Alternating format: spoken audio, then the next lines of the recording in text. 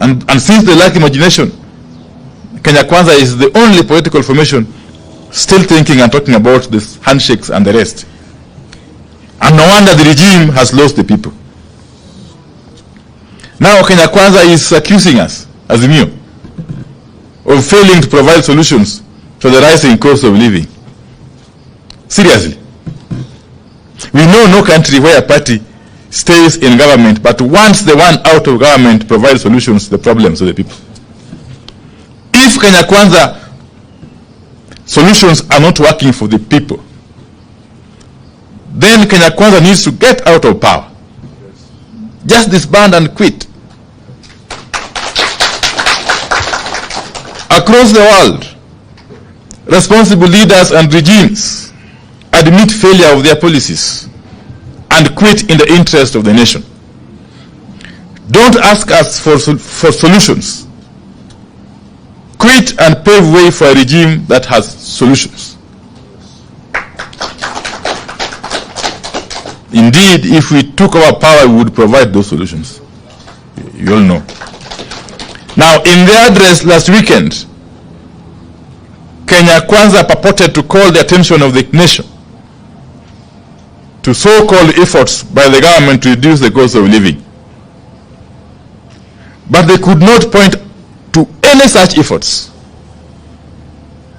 If there's an effort to lower the cost of living, Kenyans will notice it. And Kenya Kwanza would not need to be explaining itself or struggling to explain itself. The truth is, there are no such efforts to lower the cost of living.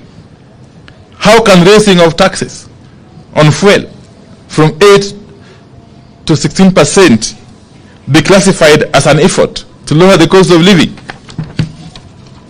Now, Kenya Kwanza is telling us that the government has hired some 55,000 teachers. Now, so what? That isn't a favor. They are supposed to be hiring teachers anyway. But they are missing the point. People eat food, and people want food.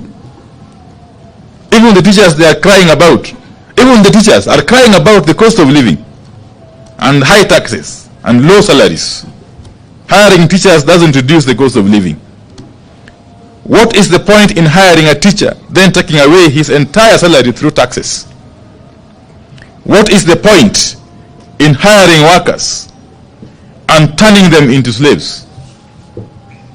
We encourage Kenya Kwanza to move past generalities of constantly reminding Kenyans that Kenya Kwanza is a legitimately elected government. People want food. People don't eat government, legitimate or illegitimate. Yeah. Give them food and they leave the streets. Yeah. The legitimacy or credibility of any government is seen in the way it governs and it treats people. If a regime is a failure, like Kenya Kwanza is, it does not matter how legitimate or otherwise it is, because people simply want food. Now, Kenya Kwanza is talking about the Hustler Fund and the plan to roll out the next phase and so on and so forth. Now, Kenya has never had a shortage of funds, like youth fund, women fund, and you can count them. And yet again, people don't eat funds, you know. People eat food. And people don't eat in faces. Yes, people eat today, okay? And every day. So don't tell Kenyans about Hustler Fund at its next phase. Just tell Kenyans how food will be affordable now, today. And they will leave the streets. Otherwise, if you don't do that, be ready to face these people in the streets for as long as it will take. Hire your militia, as many as you want to hire, but the people will not leave the streets. Namna hiyo? Yes. So I think I want to leave it at that point and ask my brother, the honorable leader, Senator Mazayo, to continue.